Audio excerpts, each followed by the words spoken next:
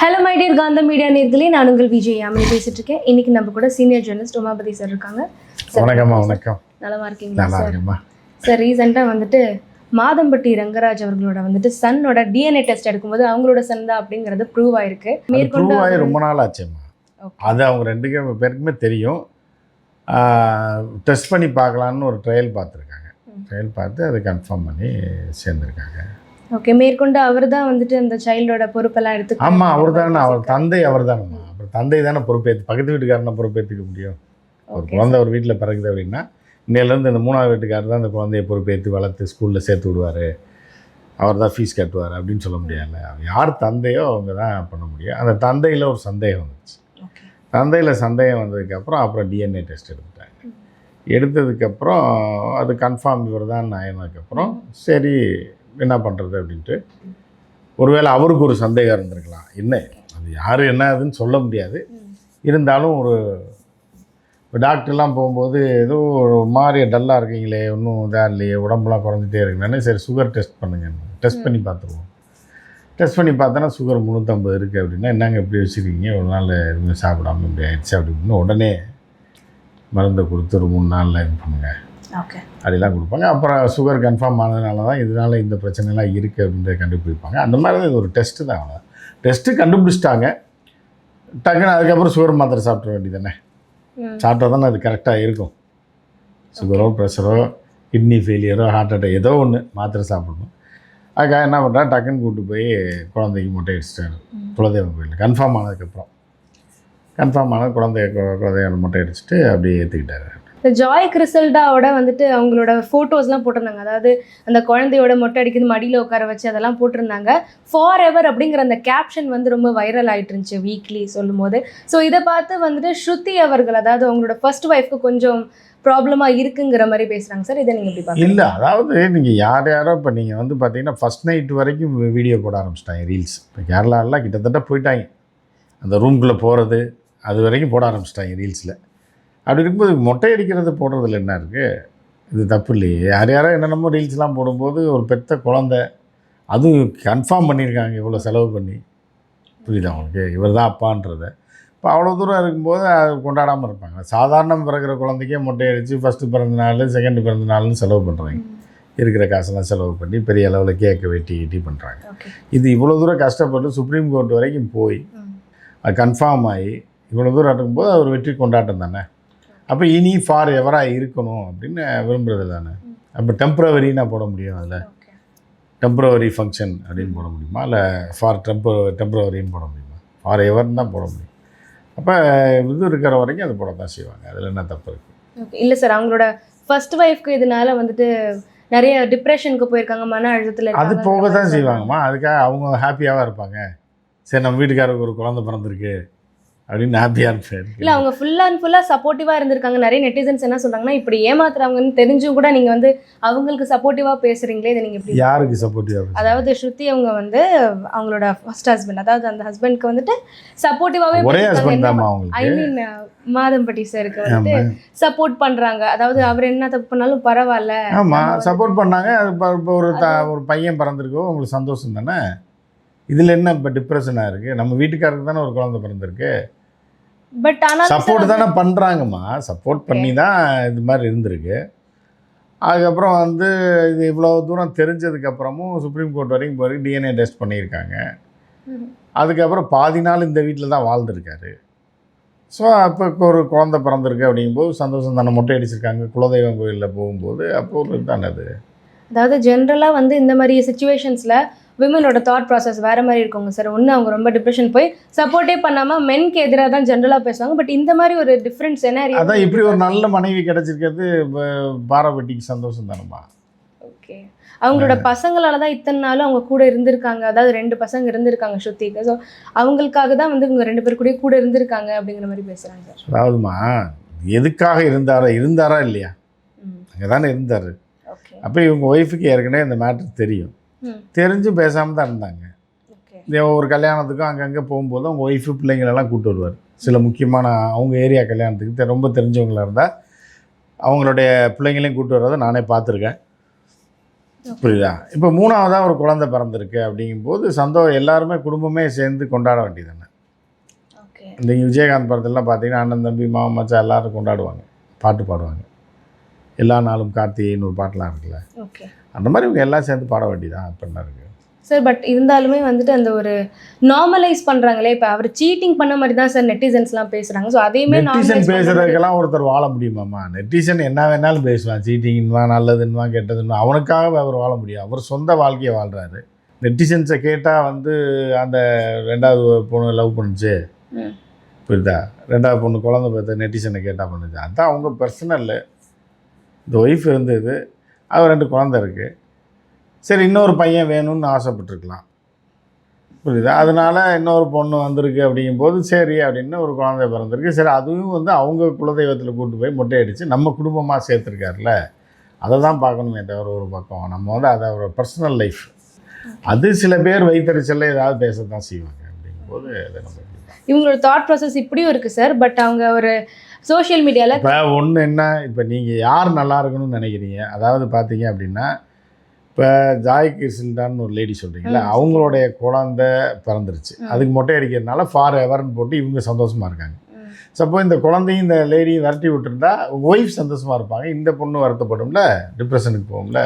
அப்போ யாராவது ஒரு ஆள் வந்து டிப்ரெஷனுக்கு போகும்போது நீங்கள் இப்போ 2 பேரும் சந்தோஷமாக இருக்காங்கன்றப்ப விட்டுற வேண்டியது தானே.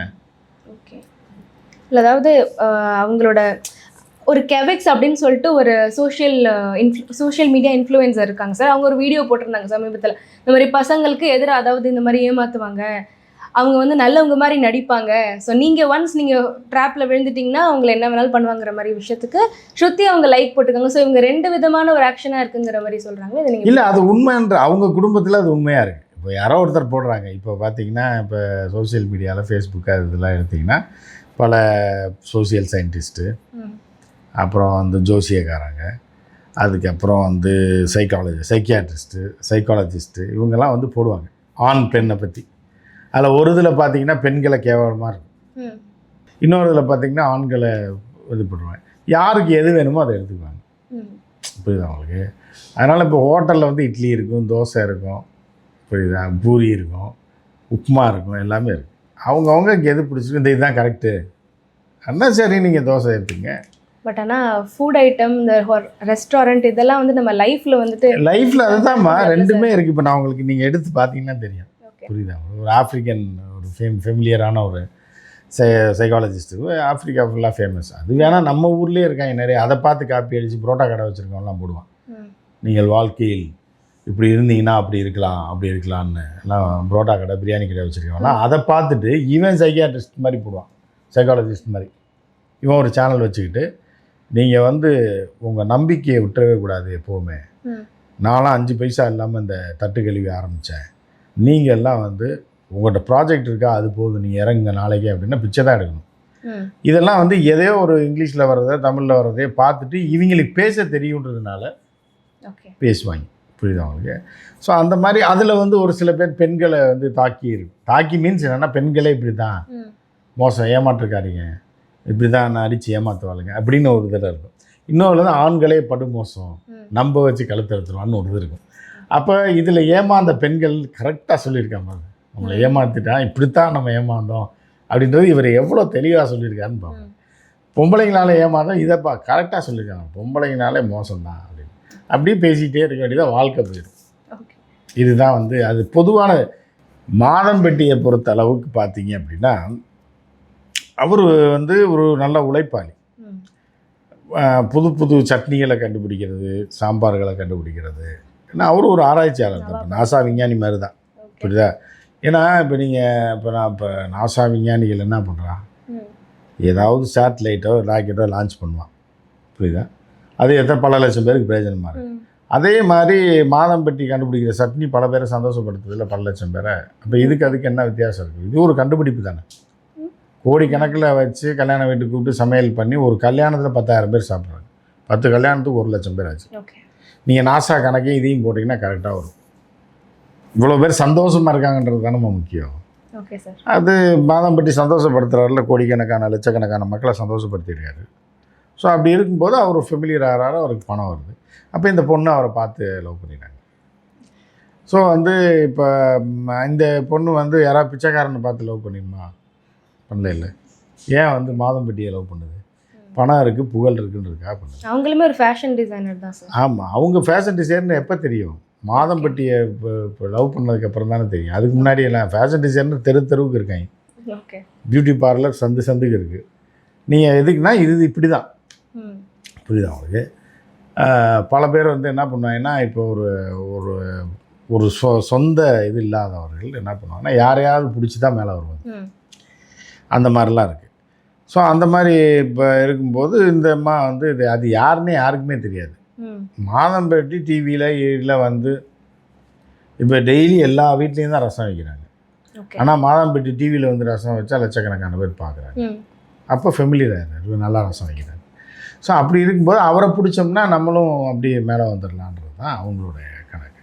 அதே வந்துட்டாங்க, நினச்சதை பிளான் பண்ணி பண்ணிட்டாங்க. ஸோ அந்த ஃபேம்காக எதை வேணாலும் செய்வாங்க அப்படிங்கிற மாதிரி சொல்கிறீங்களா சார்? எதை வேணாலும் செய்வா. அப்போ நான் கொலையாக பண்ணிட்டாங்க. இந்த எக்ஸ்ட்ரா மேரிட்டல் அஃபேரோ இல்லை ஜென்ரலாக இது என்ன இது ரெகுலராக நடக்குது? நான் சொல்கிறேன் சார், அதை எல்லாத்தையுமே நார்மலைஸ் பண்ணுறாங்க இப்போல்லாம் அப்படிங்கிற மாதிரி. இப்போ இல்லை, எப்போவுமே அப்படிதாம்மா. இப்போ நீங்கள் வந்து பார்த்தீங்கன்னா இது அப்படி ரிவர்ஸில் வரும்.